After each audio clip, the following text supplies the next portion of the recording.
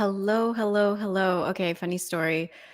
I had been talking to myself. I didn't press go live and I had just played the banner, like the countdown that you just saw. I played the countdown without going live and I literally was just talking to myself for the past 5 minutes thinking I was live. So, hi. Hi, for real, for the second time. Oh, hi, Mr. Midwife. You were able to make it. Hi, I was able to make it. Thank you for being here. So, No worries.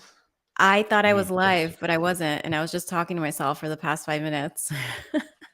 and what So, did the two of you decide?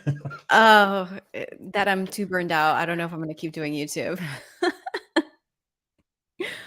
So, today we're going to be talking about a physician actually shared this article with me, how Cigna saves millions by having its doctors reject claims without reading them. Mr. Midwife, as a midwife, do you have to deal with, like, prior authorizations or anything like that? Oh my goodness, yes. Can you tell Yes, us a little bit about absolutely. maybe what prior So, authorizations are and yeah, so I have a woman come in, and this is just for example. I have a woman come in who's got some vaginal burning, itching, what have you. She's perimenopausal. Sex is fairly uncomfortable. I examine her, take a look. Everything looks okay, but she's vaginal dryness and the whole 9 yards. So what I want to get her is um, like if I can get some micronized progesterone in her, it will change her life. It'll absolutely change her life. Hot flashes slow down. She sleeps better. The brain fog lifts. Vaginal moisture returns, etc., etc., and everything just gets better for her. And so I'll prescribe the micronized progesterone, and the insurance will kick it back, saying it's too expensive. Have you tried estrogen or birth control pills or anything else? And I kick it back and say yes, all that's been tried. We need to put her on this. Well, we don't really cover that.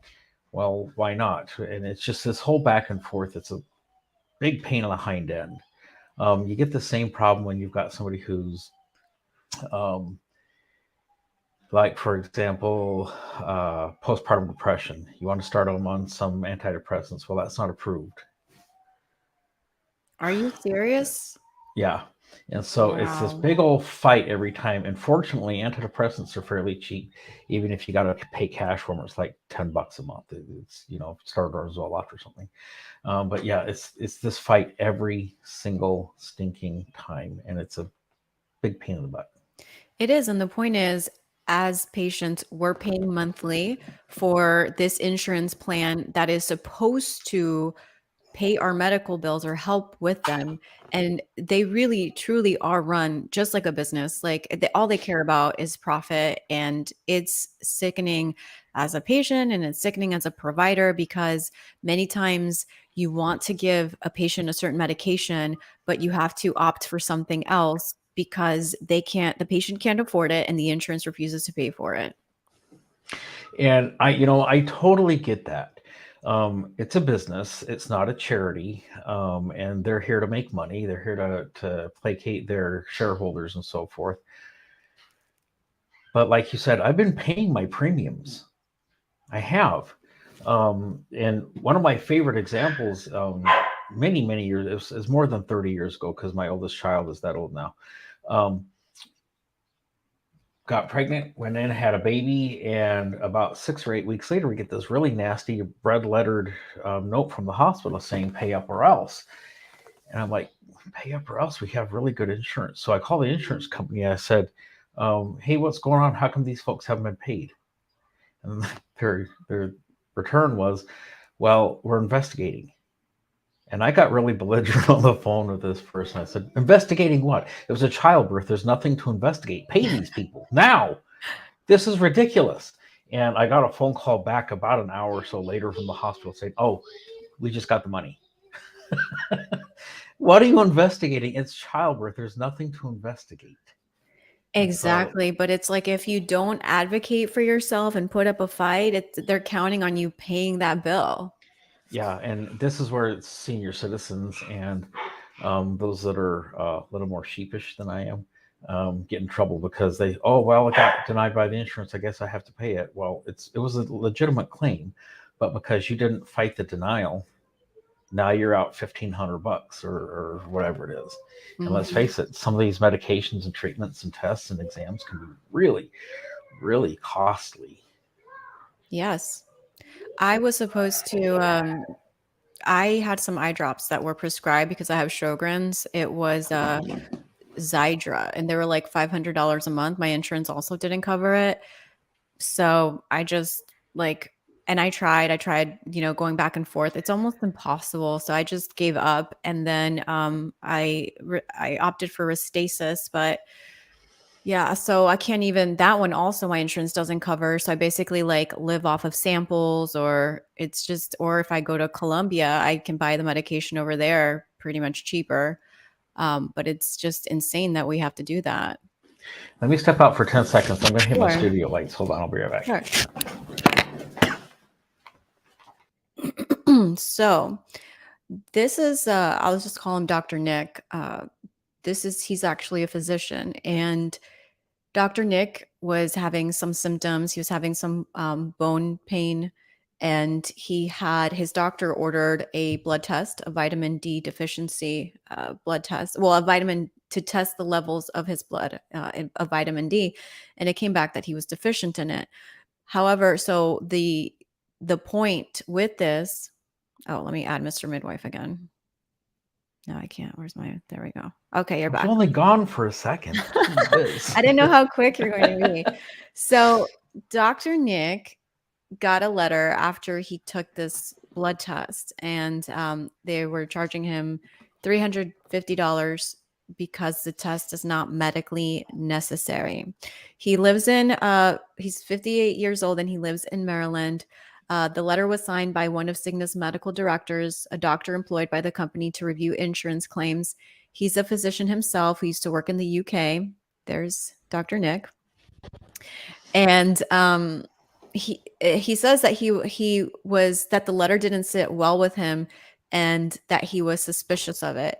And his claim was just one of roughly 60,000 that Dopke denied in a single 60,000 in a single month last year, according to internal Cigna records. And the rejection of Dr. Nick's claim was typical for Cigna, one of the country's largest insurers. And then something I wanted to bring you is that so right here in the 32 minutes and 9 seconds you've been on this page, Cigna's doctors could have denied 2,300, and then it just keeps counting according to company documents. So one way that they're rejecting all these claims is by using almost like an automated system that bundles all these claims, and kind of think of like your email where you can just select all, it highlights all your emails, and you just boom, delete them all. So we literally click and submit. One former Cigna doctor said it takes all of 10 seconds to do 50 at a time. So they're not even reading these claims. They're just using this system to deny them without reading them at all.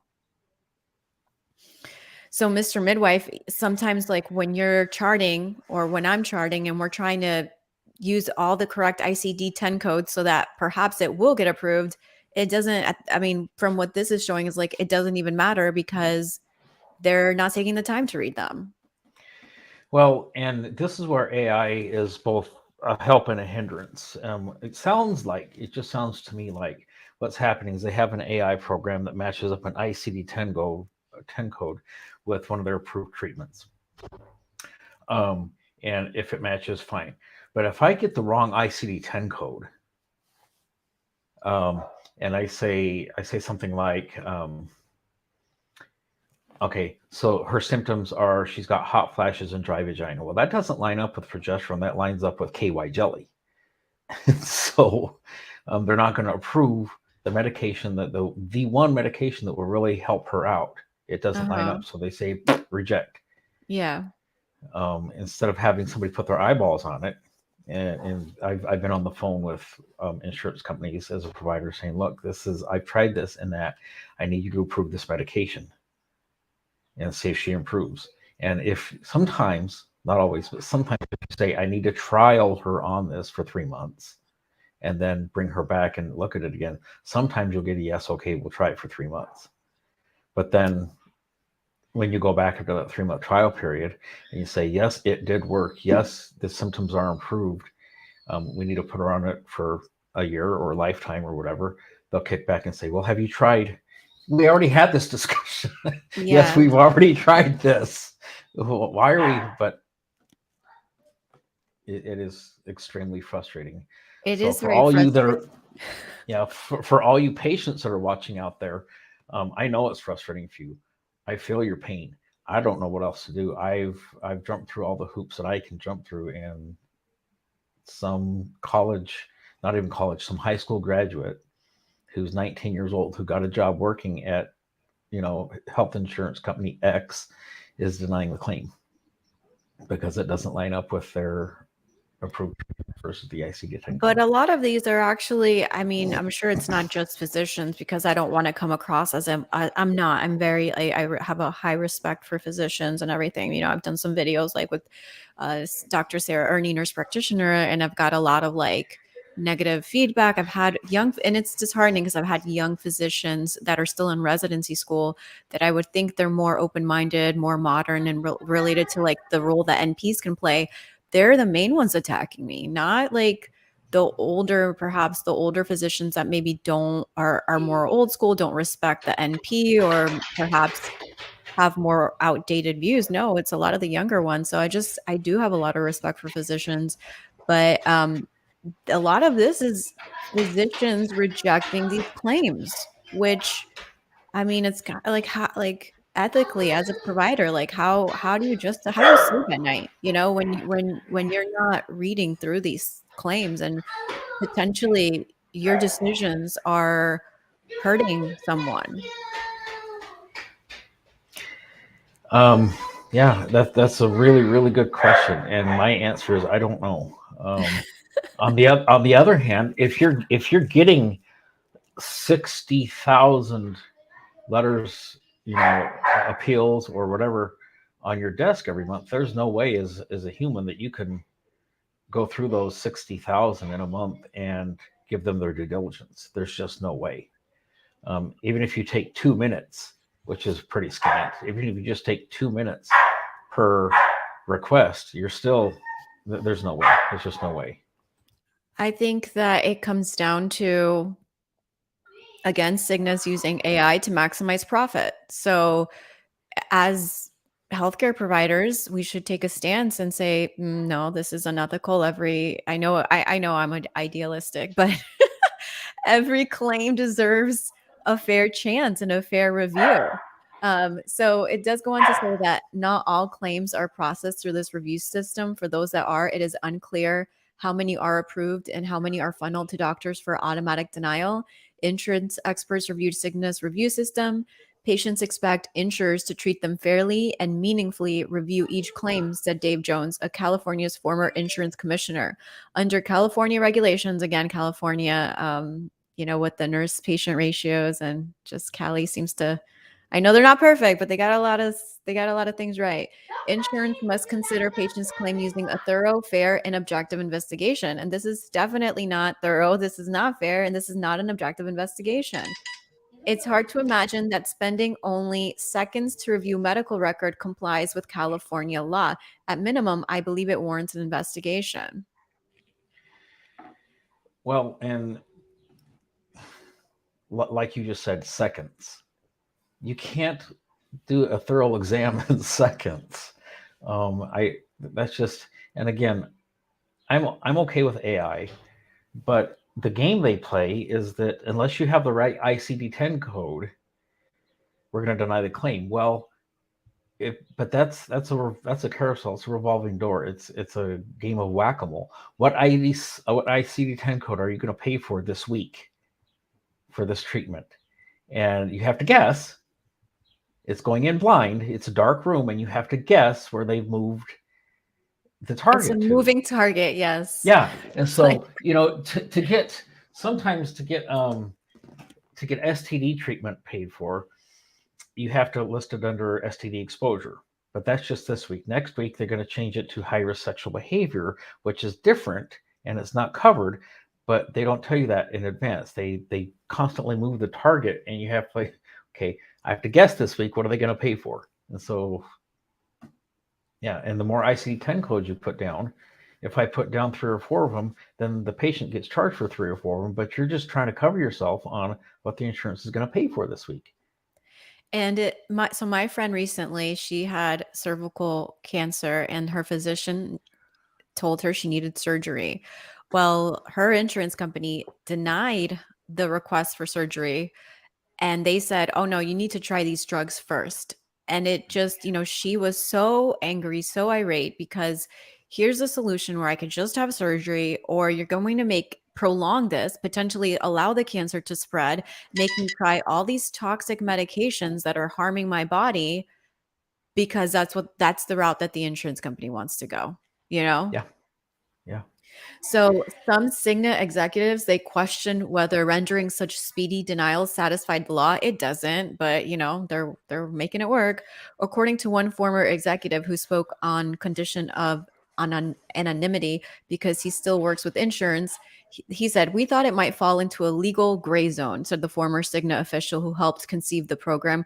"We sent the idea to legal and they sent it back saying it was okay." Yeah, it is a legal gray zone, um, but it's a really really dark shade of gray.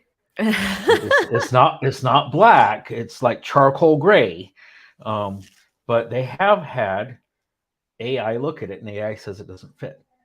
And again, this is, I don't know how else to say that. It's a jigsaw puzzle where you're trying to make the pieces fit, and you have to guess because you're putting this puzzle together in the dark, Mhm. and you have to guess what they're going to cover this week because next week it's going to change. Exactly.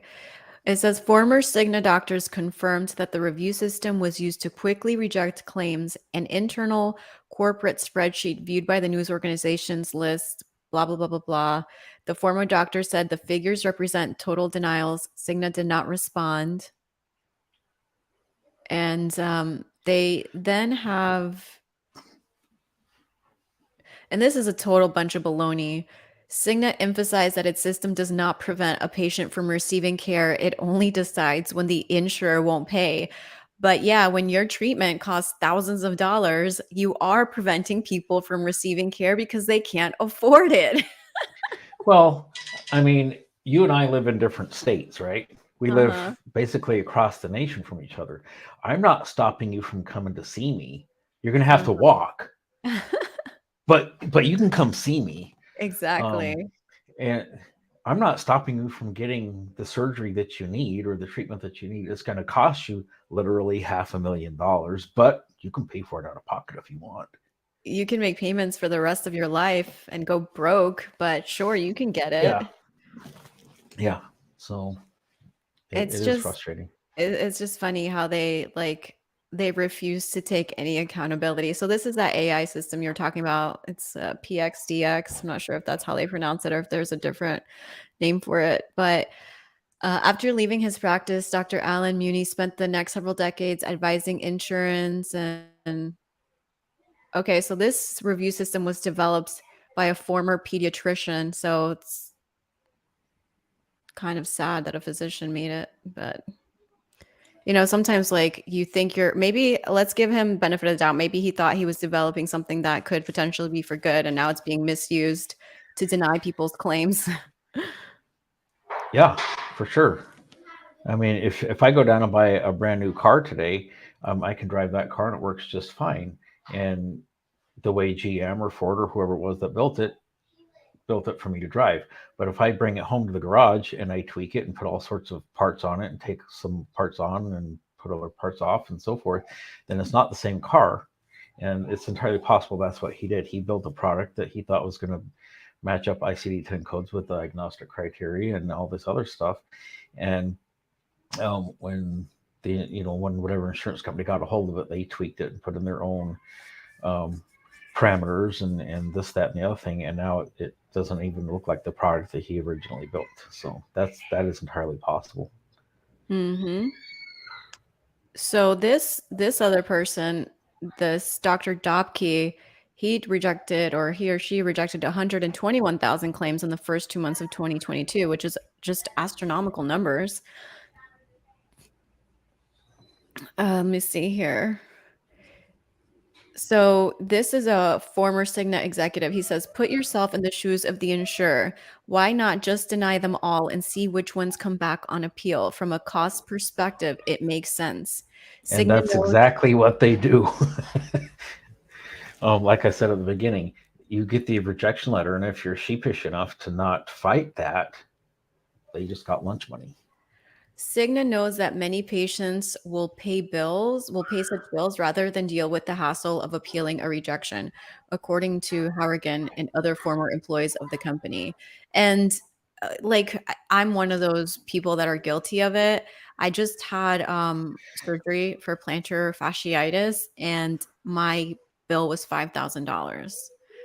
And I don't know, it's my personality or what. I just don't have the energy to call these people, be on the phone. Like, I'm so busy, and it's just like to be on the phone and fight and be like, "Why aren't you paying this? You should pay." Like, I know, and it's a lot of money, but I so when I was fake live, like when I thought I was live and just talking to the camera, I was saying how I added up all of my medical expenses from last year, and I paid over $19,000 I paid from, like, medical bills for all of my conditions that I have to do.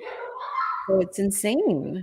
And see, Mhm, that's the very thing they're counting on. They're counting on you to be too tired or too worn out or too defeated to fight this. And if you mhm. don't fight it, you could have appealed. You could have, but you didn't. So now So the how do you statute of appeal? You just limitations is call up. them? Usually, they don't make it easy. There's usually they don't. There's a form that you have to that at least the appeals I've done. From the Uh, patient perspective, like, how from the does patient are you perspective, they talking just from a provider or a patient perspective? so let's talk about both. As a provider, they send me an email or a letter in the mail, snail mail letter, and they say, "We're denying this claim. Have you considered these other options?" Yada yada yada. If you have any further information, please fill out this, 9-page form. Um, and you're filling in all, and you're answering the same three questions over and over again, just in different. They put the comment in a different place and ask the question again. So you get frustrated as a provider saying, "I just answered this. I just answered this, but I'll check another box and answer it again." And then you send it back and they deny it a third time. And you keep going through that process until you either give up or they grant the claim. As a patient, it's a series of phone calls, and then they'll send you a hard copy letter and an email, and you got to fill out this form, print this out, take this to your doctor, have him fill it out, sign it, and send it back. And then they ding you on little things like I signed my one time I signed my name and didn't sign CNM after it, Hmm. and so they sent it back, rejected it. Why? Well, you didn't put your credentials. Come on, man. It's all over every. There's like 3 signature spots. I put it in every spot except for one, and you're going to kick that back? Well, it's our process. So, and that just delays care. That just absolutely delays care because every time they send it back and forth, it's at minimum 2 weeks. It's just the greed is just disgusting to me. So here they talk about a negative customer experience and how honestly they just don't care. So in 2014, they wanted to add a new procedure to the PXDX list to be flagged for automatic denial. So this is that automatic AI system that will just automatically deny thousands of claims without actually being reviewed. And the test is versatile, it's non-invasive, it's just a couple $100. So they said, like, this would cause them to turn down an additional 17,800 claims a year that it once had covered, and that these denials would create a negative customer experience and a potential for increased out-of-pocket costs. The company acknowledged, however, they would roughly save 2.4 million a year in medical costs. So they added it to the list. At the end of the day, they don't care if it saves the money. So back to Dr. Nick, when he received his first denial notice, he let's see what he did. He did appeal. Then with a different doctor reviewed the case and stood by the original denial. So there's that back and forth, back and forth. That records did not show you had a previous documented vitamin D deficiency. How are you going to show that you had a previous vitamin D deficiency if I wasn't tested for it and you're not paying for this test? You know? Precisely. So then he took his letter to an external review by an independent reviewer. Now, the test cost $350. I think that this physician was making a point because who's an independent reviewer? Like, who do you take that to, and are they charging you money? Because what if you ended up paying another $300 just so that Cigna would pay a $350 bill? Unless you have the money to do it, just make a point. Yeah, and I think he was making a point, which I applaud him for. But this is why, the normal person, Joe Schmo down the street doesn't have the time, money, or energy to like to do this. Right. So the independent reviewer did agree um, in late June, 7 months after the blood test. Not to mention, what if they report you to a collection agency because you haven't paid your bill, and now Yeah. they damage your credit score. So 7 months after the blood test, uh, this outside reviewer determined the test was justified, confirmed the diagnosis of vitamin D deficiency, and Cigna finally paid the bill. But you see how it took 7 months. So Dr. Nick says that he's dumbfounded by the company's policies. It's not good medicine. It's not caring for patients. You end up asking yourself, why would they do this if their ultimate goal is to care for the patient? But that's not their ultimate goal. No, their He said, ultimate goal is to make money for the shareholders. exactly. He said, intellectually, I can understand it. As a physician, I can't. To me, it feels wrong.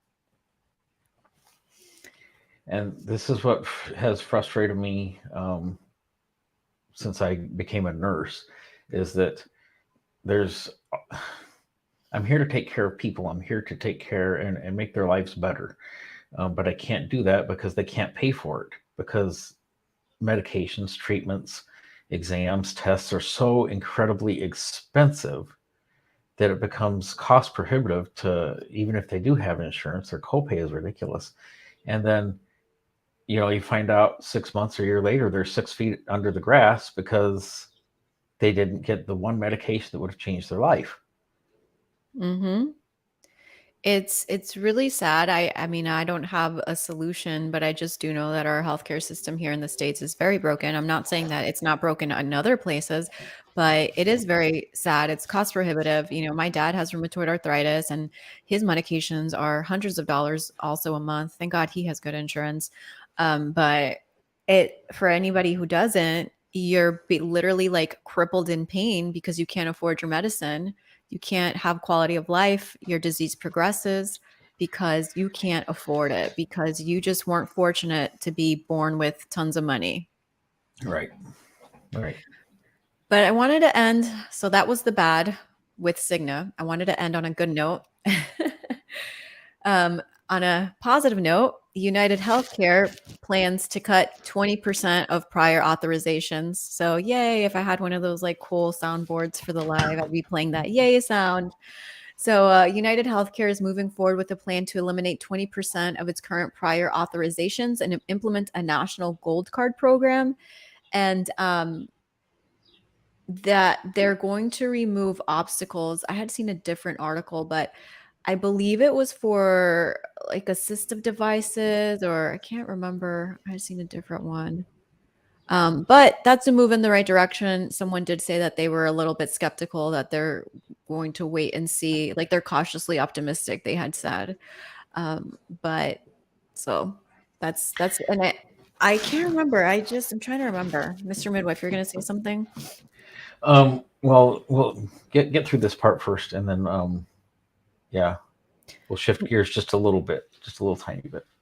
No, yeah, go ahead, because I can't remember. Their prior authorization was going to be specifically for certain devices, I believe, or I don't remember. So you can go ahead. So I woke up this morning with a notification on my phone. Today is World Health Day. Oh, okay. And Speaking of insurance companies, they won't pay for things, and let's face it, as a society, America's health is kind of declining. In fact, I think the whole world's health is kind of declining. But so, do what you can do. Make it so that you don't need the insurance company, so you can tell the insurance company to go pound sand. Um, Improve your own health just a little. Um, Skip one can of soda per day and switch that out with water. Go for a walk a couple of times a week. Anything that you can do, just change your diet just a little. You don't have to do great, huge, big things, but just make a few small changes that you can do to improve your own health. That way, you don't need the insurance company so much. Mhm. And as you're changing your own health, what are you doing to change someone else's? Encourage them to go take a walk. Get your husband up off the couch and say, "Come on, honey, let's go take a walk together." And now you've changed two people's outlook on life. When he reaches for a beer, give him a bottle of water instead, sort of thing. Mhm. Just those stupid little things. So maybe we don't need the insurance company so much. We can tell them to go pound sand. And I Just a agree. thought. I agree, but like for me coming from someone that like I'm vegan, I don't drink, I exercise, like sometimes unfortunately we can do all the right things, but if we just have like a shitty set of genes dealt to us, we can And develop, you know? I am down with you, and that's the part that frustrates me the most is I have paid premiums for decades. I Uh-huh. haven't, I go for a wellness exam, just a general exam, once Uh-huh. every 5 years. I don't go. I just don't use Uh-huh. the system, but I've Yeah. paid into it for decades, and Yeah. now all of a sudden I just need a little help. Just that. Oh, and you're gonna deny the claim? I need just the least amount of help, and now you're going to deny the claim when I've been paying in for all of these years.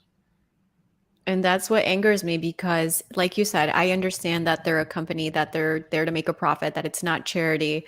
But however, we pay for decades maybe. And then all of a sudden, when we actually need something, and it's like this with all kinds, hi, Nurse Scott, it's like this with all kinds, whether it's like home insurance or all of these insurance companies, like they don't want to pay out. They make it almost impossible, and it's ridiculous. But I mean, I do like what you said, and let's end on a positive note. That let's do our best. There are things we can take to be healthier, whether it's exercising more, lifting weights, eating healthier, less processed foods, so that we don't. Okay, so Nurse Scott said for more on World Health Day, join me and my nurse friends at 12:30. So, yeah, I'll be ending this soon, so you can just go jump on Nurse Scott's channel. Yep, I'll be there. I'll be there. What's he going to be talking about today? World Health Day. Yeah, but like, so how to be healthier? Like, is that it? I won't blow it for him. We'll talk about something that'll be fun and interesting. Okay, Nurse Scott, I don't know if I got a link, but anyway, so oh, another thing that helps my mental health tremendously is volunteering. And actually, I think I'm going to go volunteer today.